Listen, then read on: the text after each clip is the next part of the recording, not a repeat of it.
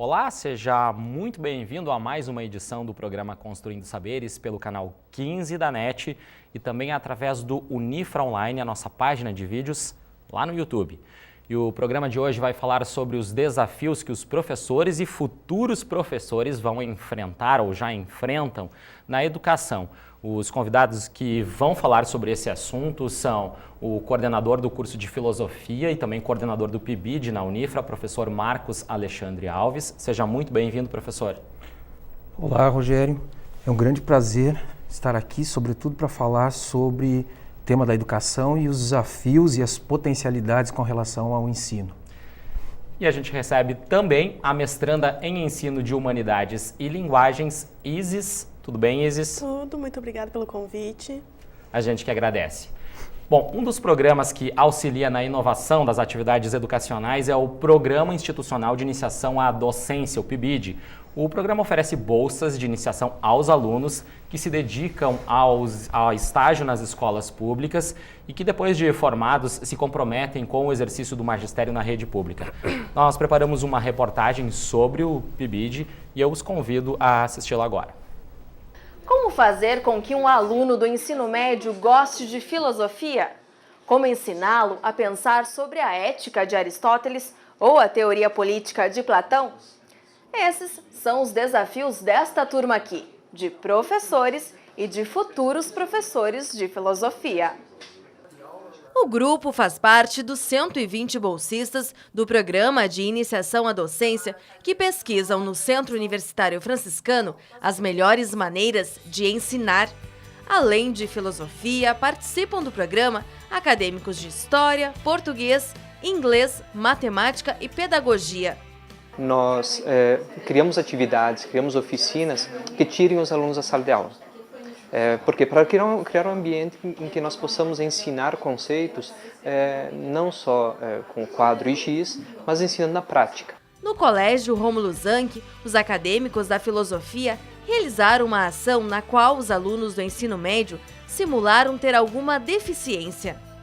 E a oficina era voltada para a inclusão e acessibilidade e culminou com a discussão sobre empatia. Porque geralmente, quando a gente não está inserido, dificilmente tu discute sobre. Né? Se fala inclusão, a inclusão tem alguma dificuldade para incluir o aluno ou coisa e tal. Mas quando tu está naquele contexto, tu tem uma visão diferente, tu reflete de forma diferente. A sessão de filmes comentados também foi outro recurso usado para estimular a reflexão. O ganho está nisso, né? De uma proposta diferenciada, planejada, pensada, com alguns recursos a mais, que requer tempo, né? Muitas vezes um professor não tem tanto tempo para sentar e planejar algumas atividades diferenciadas, né? Então, se a gente tem algum momento de sentar e pensar e até ler alguma coisa sobre as temáticas da aula, né? E então, com atenção, pensar uma atividade diferente, né, que proporciona um interesse maior deles, né, e proporciona também mais participação deles nas nossas aulas. E aí, todos saem ganhando. É muito bom a gente ver no aluno, quando a gente realiza alguma atividade, a alegria, perceber que ele compreendeu aquilo que o professor tentou passar. Acho que isso é gratificante para o professor e para a gente como pessoa também. Ajudar o outro a pensar, a refletir. Acho que isso é uma das grandes motivações que nós, professores, futuros professores, temos, né? Foi pela experiência em sala de aula que teve por meio do PIBID que a Isis conseguiu o primeiro emprego. Além disso, o programa foi importante para ela conquistar a vaga no mestrado. Eu passei em primeiro lugar no mestrado em função das publicações também que aconteceram durante o PIBID. Porque todas as práticas que nós estávamos fazendo também desenvolvia a ideia de uma pesquisa, e essa pesquisa resultava num artigo para publicação. Então isso acrescenta muito, né? E, claro, e com certeza, ainda continuo atuando como professora, permaneço no mestrado. Se parar para analisar o PIBID, por você estar desde cedo na sala de aula, tu vai estar lidando com o jovem, porque eu entrei com 17 anos, então eu tinha praticamente a mesma idade que eles, então eu comecei a dar aula com 18 anos. Tanto imagina, é um choque de realidade para mim, que estou no período de transição que eu não sou mais aluna, mas agora tenho que me ver como professor. E quem facilita esta abordagem é o PIBID. né? Querendo ou não, sem o PIBID e ao mesmo tempo a instrução do supervisor e do professor aqui da universidade, você não tem suporte. E com o PIBID você tem ele, né? Bom, aí a gente já viu várias questões que o programa proporciona. A gente vai começar a tratar uma a uma a partir de agora. Começo perguntando para o professor Marcos. O professor Jerônimo falava na reportagem que o programa é uma forma de pensar nas atividades que serão desenvolvidas em sala de aula. Resumindo, seria esse o objetivo? Bem, eu gostaria antes de dizer, Rogério, que o Programa Institucional de Bolsas de Iniciação à Docência aqui no Centro Universitário Franciscano, ele conta atualmente com cerca de 120 bolsistas, distribuídos em 6 subprojetos, né? Filosofia, História, Matemática, Pedagogia, Letras, Português e Inglês, né? E um dos principais objetivos do programa, na verdade, se propõe a integrar, né, estreitar os laços entre a universidade e a escola. Isso por quê? Porque durante muito tempo a universidade, a academia, era o locus onde se produzia o conhecimento e, consequentemente, a escola, o local em que se testava e se aplicava esse conhecimento. Hoje, nós estamos num outro contexto em que, de fato, se coloca em questão esse papel produtor do conhecimento e da escola como aquela que simplesmente reproduz. E nós percebemos que a escola tem muito a nos ensinar, tem muito a contribuir com o processo de formação dos novos professores. Então, o primeiro objetivo que eu destaco é essa interlocução maior entre educação básica e educação superior. O segundo objetivo, que penso que é importante, é qualificar a formação inicial e a formação continuada. Ou seja, proporcionar cada vez mais cedo para que o estudante das licenciaturas possam fazer uma experiência concreta de conhecimento da escola, conhecimento do entorno da escola, conhecimento da política, do projeto pedagógico dessa escola, do planejamento que lá é feito, da disciplina, do plano de aula e as inserções e acompanhamento do professor no dia a dia. Mas além disso também, me parece que ganha muito com o programa também o supervisor, ou seja, o professor em serviço, porque ele acompanha a dinâmica dos bolsistas, tanto na escola, né, porque os bolsistas estão inseridos na sala de aula, acompanhando toda a dinâmica, né, e ao mesmo tempo ele partilha conosco aqui na universidade as suas experiências. E aqui na universidade, coordenador de área, que é um professor da área específica, né? O supervisor e junto com os bolsistas, eles planejam ações. Então não são qualquer ações que são levadas para as escolas e desenvolvidas. São ações planejadas, que sejam ações diferenciadas, né? Como foi visto na reportagem, não são muito bem pensadas, muito articuladas, e envolvem um trabalho interdisciplinar com outros cursos da instituição. Eu acho isso importante de ser destacado, né? E, portanto, essas ações, uma vez bem pensadas, são levadas para a escola e aí sim desenvolvidas. E não só em uma turma, mas para todas as turmas que tiverem interesse. Então, eu destaco esse aspecto do contato cada vez mais cedo que o bolsista tem com a realidade escolar. Por quê? Porque antigamente, e quando eu falo antigamente, cerca de 5, 6 anos atrás, o aluno ia conhecer de fato a realidade escolar só a partir do 5º semestre, onde começavam propriamente os estágios, 1, 2, 3 e 4. E hoje não. Então ele cada vez mais cedo tem presente essa realidade, e quando ele vai para o estágio, a segurança dele, a autonomia, o comprometimento, as relações que ele estabelece lá junto aos alunos é, sem dúvida, diferenciada. É isso que você percebe? A gente acompanhou um pouquinho ali da tua trajetória no PIBID através da reportagem, mas eu gostaria que tu falasse mais, contasse um pouco mais dessa tua experiência, quando que ela começou e se é exatamente isso que o professor acaba de nos relatar que aconteceu contigo. Sim. Eu entrei no ano de 2012 na faculdade, ingressei, e foi logo em seguida que eu entrei no PIBID. E o PIBID, todo momento, tu tá em um estranhamento, porque daí tu vai ter que fazer pesquisas, tu vai ter que pesquisar novas formas de como eu vou trabalhar em sala de aula. E no primeiro momento é uma descoberta, né? E eu entrei muito nova na faculdade. 17? Eu entrei com 16 para 17. Então, dá aquele choque. Bom, eu estava no ensino médio, eu era aluna, e agora? O que eu vou fazer, né? Opa! Mas é muito interessante porque, ao mesmo tempo, por ter esse viés interdisciplinar e a gente já ter contato com os outros acadêmicos, é interessante porque foi a possibilidade que nós tivemos de realizar, se eu não me engano, 2 ou 3 projetos interdisciplinar, principalmente com filosofia e matemática. Porque as pessoas acreditavam que não era possível trabalhar filosofia e matemática juntos. Como 2 disciplinas tão distantes, mas ao mesmo tempo tão perto. Uma das propostas até foi trabalhar com o ensino fundamental. Nós trabalhamos com as crianças do 5º ano, no Fundamental 1, onde nós estávamos aplicando a teoria dos conjuntos. Que a teoria dos conjuntos, na verdade, eles vão aprender mais adiante. Mas a ideia é que desde cedo eles já contextualizassem a parte do raciocínio lógico e matemático. Aí, para que a gente desenvolvesse essa ideia, sentou-se com os professores supervisores da filosofia e da matemática, entramos em contato também com o coordenador da área para poder fazer essa articulação nas escolas. E como isso foi desenvolvido? A ideia era que a gente pudesse, então, pegar as crianças a partir de um filme que elas já tinham assistido. Nós utilizamos o filme do Jack Sparrow, né, dos Piratas do Caribe. E como eles já conheciam tudo, nós transformamos os alunos nos personagens.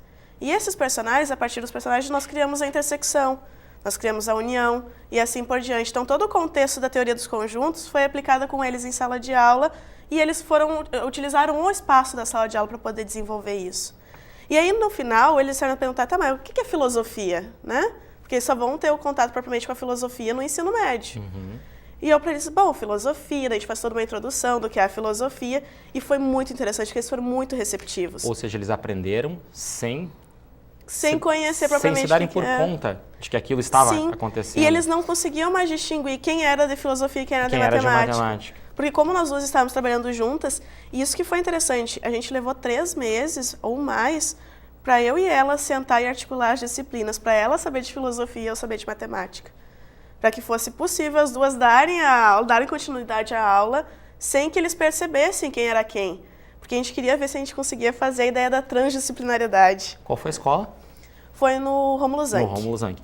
E conhecimento é isso, né, professor? É você aprender sem ter aquela necessidade, isso é matemática, isso é filosofia. Isso. Não, o conhecimento ele está em todo momento. Nós estamos tendo conhecimento agora e não necessariamente ele precisa ser um conhecimento de uma área específica. Ele pode acontecer de forma interdisciplinar.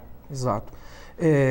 Assim, o que se percebe hoje, principalmente a partir da leitura de pesquisas, relatos de experiências, relatos de estagiários, relatos de supervisores de estágios, muitas vezes nos leva a ter a percepção, por exemplo, de que a docência hoje implica muitos desafios. Sem dúvida implica muitos desafios. Mas quando se fala em desafios, me parece que se pensa mais aspectos externos propriamente à docência. Por exemplo, a pouca valorização docente, que está diretamente associado à questão da remuneração, né?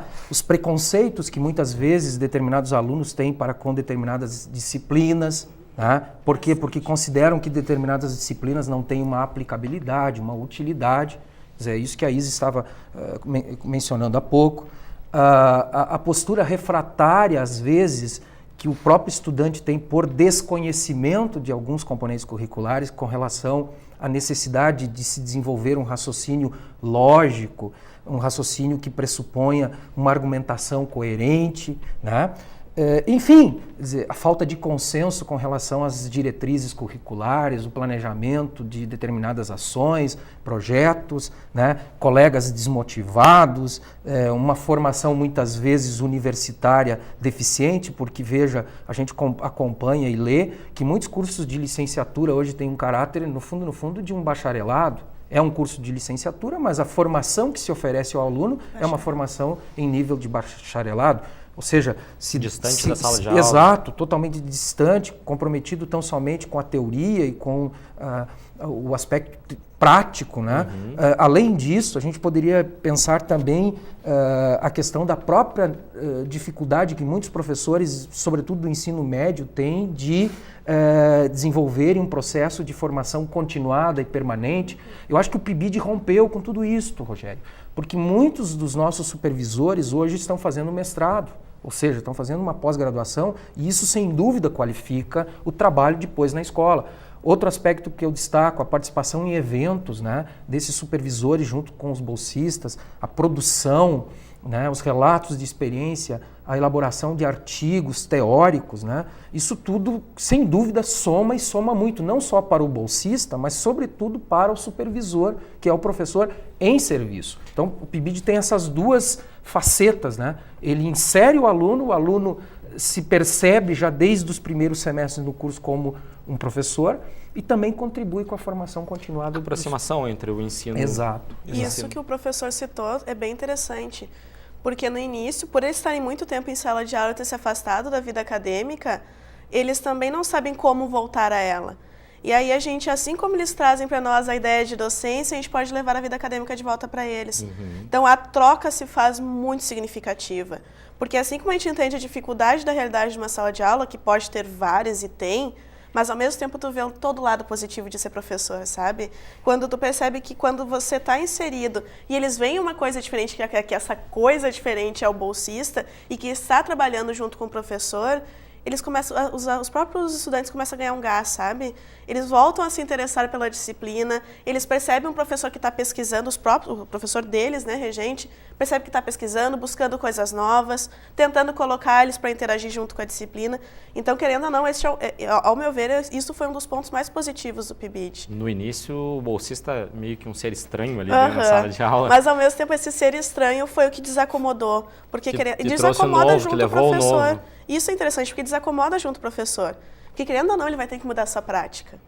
E ao mudar a sua prática, ele começa a querer saber mais e vai pesquisar mais, volta a fazer leituras da própria área de filosofia, área do ensino de filosofia.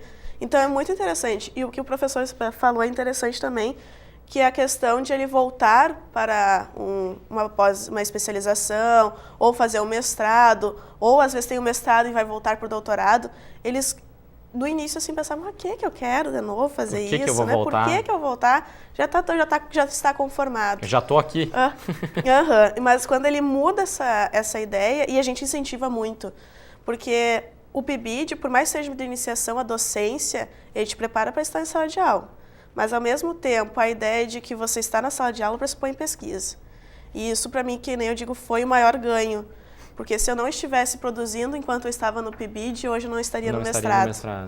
Porque foi ali que eu vi que dava para construir junto com o professor supervisor, com outros colegas, buscar diversas áreas. E isso não significa que eu precisasse me afastar da área restrita da filosofia. Eu continuei pesquisando um autor específico da filosofia, mas abriu portas para eu conversar também com as outras disciplinas. Ele proporciona esse amadurecimento. Com certeza.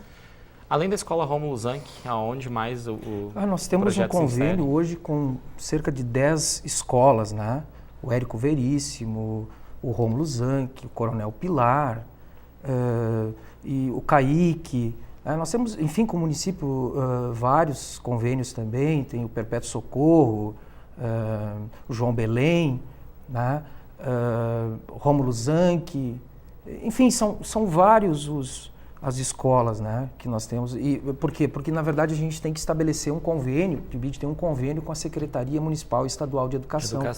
Então, nós definimos algumas escolas, também muito em função da proximidade que os alunos têm nessas escolas, né? Geralmente porque moram perto ou porque tem uma facilidade maior de deslocamento, né? Mas eu queria destacar aqui, Rogério, em relação aos convênios, principalmente o fato de que quando o PIBID iniciou, nós tivemos uma certa dificuldade de entrar em determinadas escolas. Isso por quê? Porque houve no início uma certa reação, resistência. Os alunos agora vão acompanhar o trabalho da escola, vão ficar aqui, acompanhar em sala de aula a atuação do professor, então houve essa resistência no início. Hoje, na verdade, nós temos pedido das escolas. Um movimento contrário. Exato, é um movimento contrário que querem que o PIBID se insira naquela escola. E, claro, a gente não pode alterar o convênio, né? Então, cada ano a gente renova, e aí acrescenta uma escola, deixa de atuar em algumas. Eu acho que essa dinâmica, esse movimento, né, também é importante.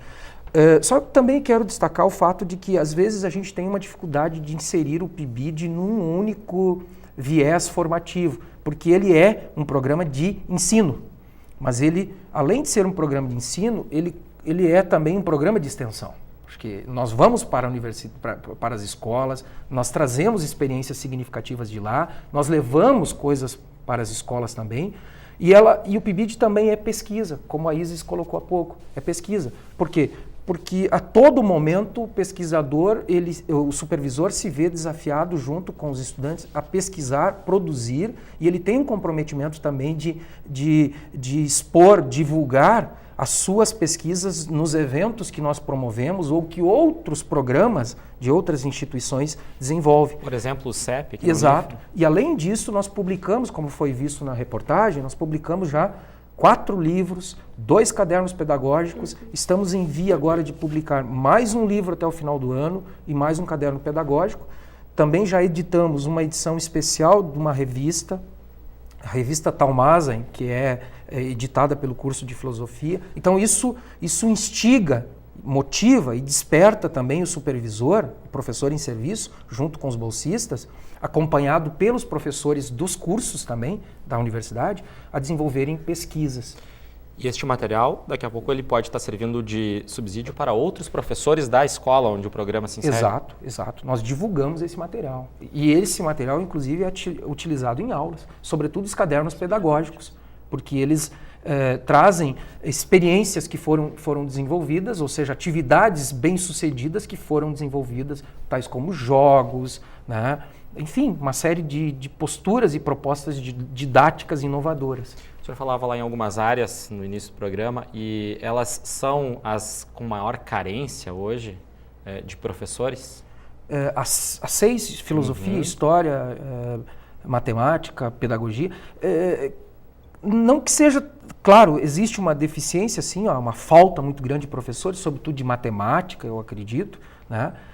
Química, nós não temos mais o curso de Química, enfim, ele esteve vinculado ao programa durante um tempo, mas, Rogério, eu não me preocupo tanto com aquele egresso, digamos assim, que eventualmente não siga a carreira. Eu me preocupo por que esse egresso que passa por um curso de licenciatura, no futuro ele opte por trabalhar numa área que não aquela de sua formação. Eu penso que aí reside um problema muito sério, que é o problema que a gente detecta no Brasil desde sempre, que é um problema relacionado à valorização docente.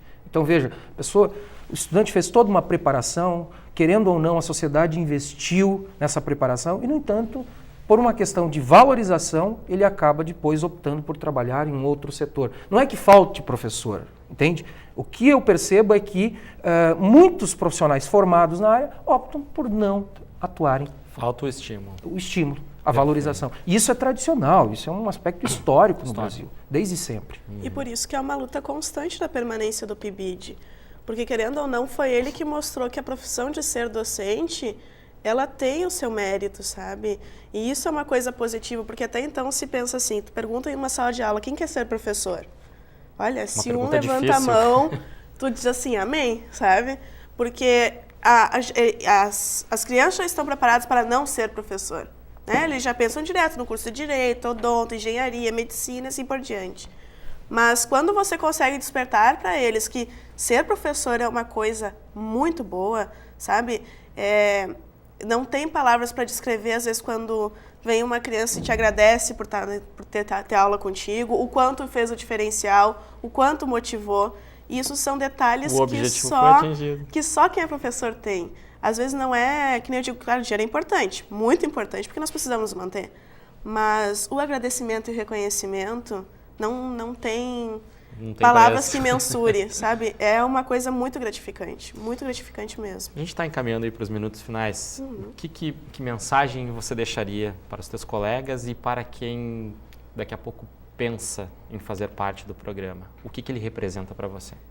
Olha, ele representou toda a minha profissão docente, né? Ele que, de fato, hoje fez eu estar trabalhando, sair já eu já estava na academia trabalhando graças a ele, continuo trabalhando também e incentivo todo mundo a entrar no PIBID, porque vale muito a pena na medida em que ele te prepara como professor, como pessoa e principalmente como pesquisador, se você quiser seguir adiante, porque a pesquisa ela está nos outros eixos. Porque se você é professor, você precisa estar pesquisando, você precisa estar aprendendo coisas novas constantemente, porque os alunos estão cheios de informação. Então, precisa saber como lidar com essa informação. E querendo ou não, você se percebe em relações constantes. E quem te prepara para isso é o PIBID. E até eu estava conversando com o professor Marcos, ainda brinquei, eu sou... até podem desconfiar, né? Porque eu tenho um agradecimento e um carinho pelo PIBID, porque se hoje eu sou professor e tenho uma visão mais total das coisas, é graças a eles. Isso mesmo, professor? É isso mesmo. Eu penso que nós somos o que somos muito em função dos professores que nós tivemos. Com certeza. Né? E o professor deixa marcas. E eu sempre, quando eu trabalho com a docência, eu sempre me recordo, né? A gente pouco recorda ou pouco lembra dos conteúdos, a gente pouco recorda e lembra da metodologia, mas a gente recorda sempre da figura do professor. Desde o primeiro ano, desde a educação infantil até hoje, a gente recorda sempre da figura, das relações interhumanas, da troca, do diálogo, né? Por isso que eu penso que o PIBID ele é fundamental no processo de formação inicial e continuada, porque ele permite inserir o estudante no universo da problematização desde o início do curso e também no universo do diálogo, da troca, da conversa, da escuta dentro de sala de aula. E isso é uma experiência muito enriquecedora que quem ganha também somos nós na academia, porque esse aluno, esse estudante que está no PIBID, ele volta para a sala de aula ressignificado. Ele volta de um outro modo, ele problematiza, ele estuda, ele questiona, né?